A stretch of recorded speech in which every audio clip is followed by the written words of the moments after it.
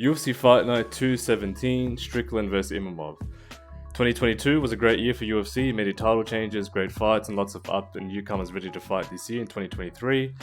ImaMOV vs Strickland, the first UFC Fight Night of the year, and I'll be quickly going through my picks of who I think is going to win, including a multi. Please look at the comments of my video for any updates. I know one fight has already been cancelled, which is the Priscilla Cachoeira vs Jara Eubanks.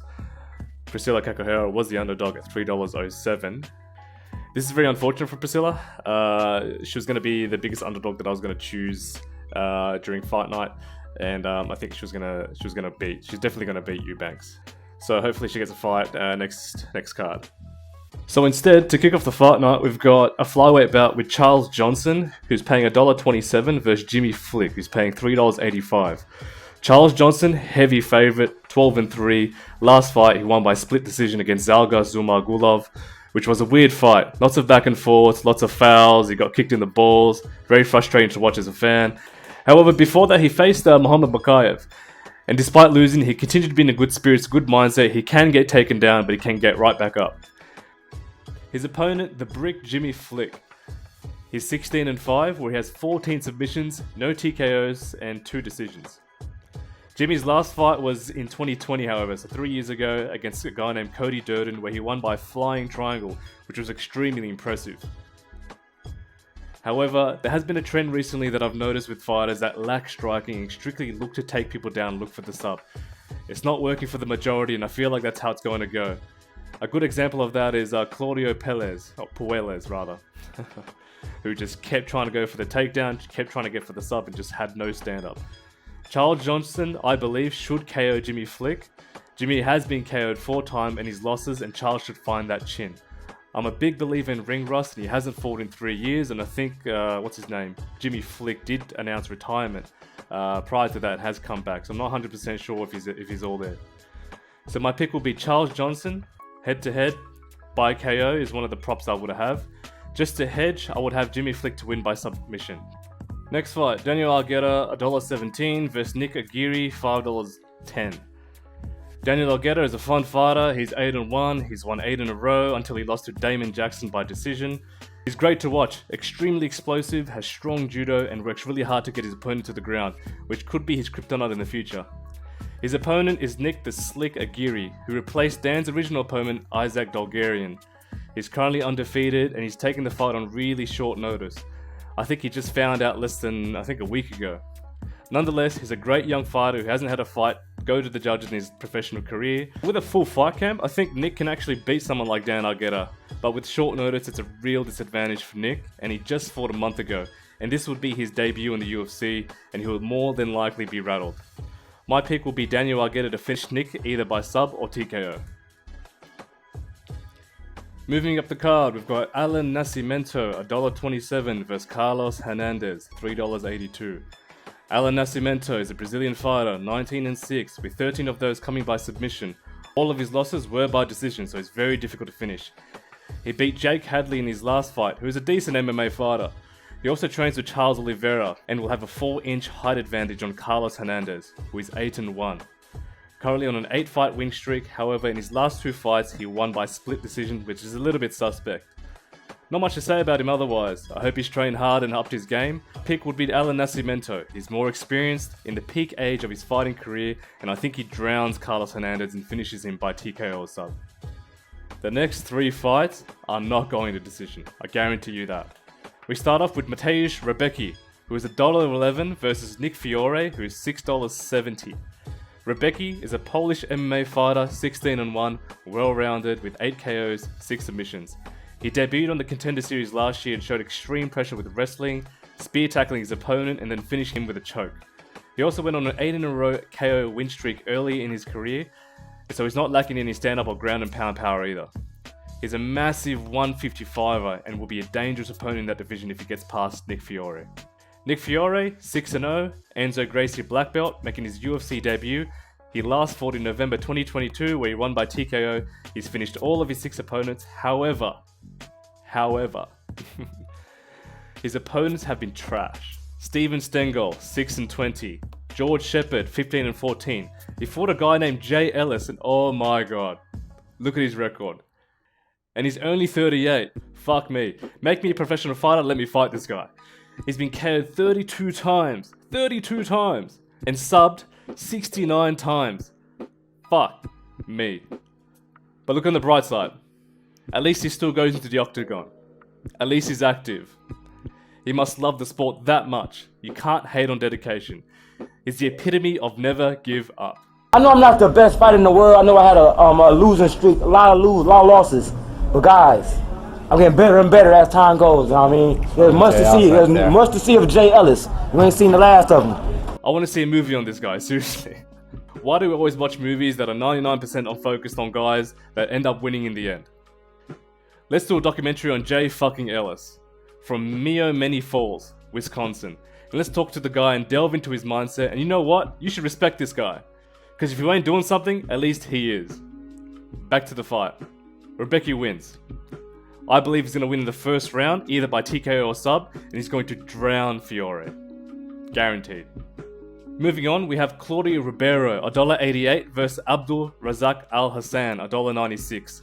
Claudio Ribeiro, 10-2 on a 6-fight win streak. Very impressive KO win on the Contender Series. He doesn't lack in power, with 10 of his wins coming by KO. He can dance, he's flexible, and he has charisma. He's yet to be properly tested, and the UFC have done a great job matching him up with Abdul Razak Al Hassan, who is 11-5. He's lost 4 of his last fights. Despite his record, he can still hit hard, with 11 of his wins coming by KO. He lost a split decision in his last fight against Joaquin Buckley, who was a big step up in his competition. And my pick, Claudio wins by KO. I'm calling in round 1 or 2. This is going to be explosive as shit. Alright, last fight of the prelims. Javid Basharat, $1.29 versus Mateus Mendonça, $3.66. Potential fight of the night. Both undefeated. Basharat 13-0, Mendonça 10-0. Someone's O has got to go. Cliche. Javid Basharat, 27-year-old man from Afghanistan, is a heavy and calculated pressure fighter. Won his last fight, had a cut on his brow, was very dominant. He has very, very good fight IQ, you can tell. He's always assessing his opponent, setting up traps to move in and out, has a very tight guillotine, and great submission defense. Mateus, on the other hand, was very impressive in the Contender Series debut last year with a professional KO of Ashik at gym. He's got blue hair, a big smile, and a catchphrase. I believe at another time, Mendonça might beat Javid, but I believe he lacks the experience at the moment for this task, and I think this will be the fight of his life. And will come out guns blazing in the first round, gassing himself looking for the KO. My pick is Javid to win by 2nd or 3rd round. When you watch the weigh-ins, Mendonça imitated a gun shooting Javid in the head. Mendonça is about to be on a highlight reel of when MMA fighter disrespects opponent and gets KO'd in the first round. Remember, Javid is from Afghanistan. Don't do that shit. Next fight, Umar Nurmagomedov, $1.11 versus Rayoni Barcelos, $6.17. Look, I'll keep it short and sweet. Umar wins. The explanation? Look at his name. For value, I'd go Umar by submission. Next fight, Ketlen Vieira, $1.81 versus Raquel Pennington, $2.04. Ketlen Vieira, 13-2 on a 2-fight win streak, where she beat Holly Holm and Miesha Tate. She's strong, can get takedowns, looks for submissions, has decent cardio, and likes to pressure in bursts going forward. Her opponent, Raquel Pennington, is 3 years older, 14-8, currently on a 4-fight win streak, and has faced the likes of also Holly Holm, Miesha Tate, and the champ Amanda Nunes. Her recent victory was against Aspen Ladd, who isn't the best of competition and cannot make weight, and also cut from the UFC. My pick for this fight is to go Ketlen to win, and or the fight to go to decision. Neither of these girls are finishing each other, they're both difficult to get out of the ring, so fight to go to distance. Moving up the card, Punahele Soriano, $1.63 versus Roman Kopylov, $2.29.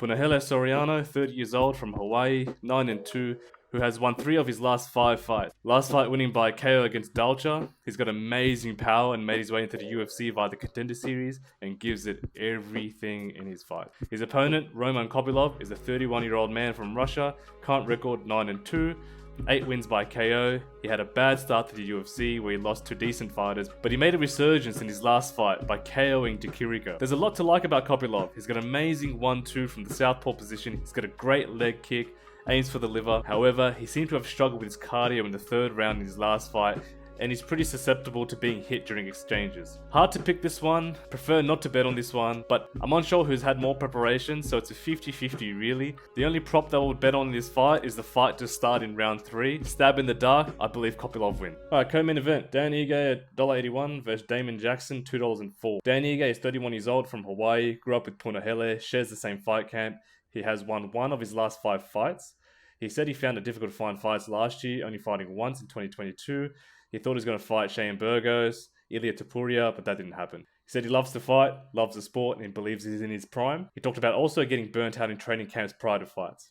His opponent, Damon Jackson, has been on a tear. He's on a 4-fight win streak and has had a very impressive win against Pat Sabatini last year. Damon and Dan both took an active role in booking their fight, messaging each other on Instagram, which is very nice to see. Damon does his homework and is a scholar of the game. He's the type of guy that has multiple types of game plans going into a fight, and my pick is with Damon Jackson. I believe this fight will go the distance. Both of these guys are very hard to get out of the ring as of late, and it also has potential fight of the night written all over it. Okay, shit, this was meant to be a short video, but I've gone over 10 minutes now. So, main event, Sean Strickland, $2.04 versus Nasruddin Imavov, $1.81. Imavov was meant to fight Gastelum, which I would have put my house on Imavov to win. Now he's fighting Strickland, and I'll put 2 houses on Imavov to win. Strickland fought less than a month ago in a competitive fight against Jared Cannonier. He looked like he didn't take much damage, and he believed he was robbed. Much respect for Strickland for taking his fight on short notice, but I assume that he hasn't been training over the holidays, so he'll be well underprepared, despite knowing that he spars ever so frequently. However, I believe he needs the money. He did crash his bike and he did show on social media, so this is probably just a money fight for him. Whether he wins or loses, I don't think he cares too much. And he's also 10 pounds overweight, so Imavov should win comfortably. Strickland is very difficult to finish, however, and has great takedown defense. However, Imavov should be able to take him down a few times and attempt to get the sub. My pick, Imavov wins by submission or to go to decision. I hope you enjoyed my picks. I did intend to make a short video, however, it took longer than I expected. I will aim to make the videos a bit shorter next time. I will put a multi that I believe is a lock in the comments or in the description of the video. Good luck, bet responsibly.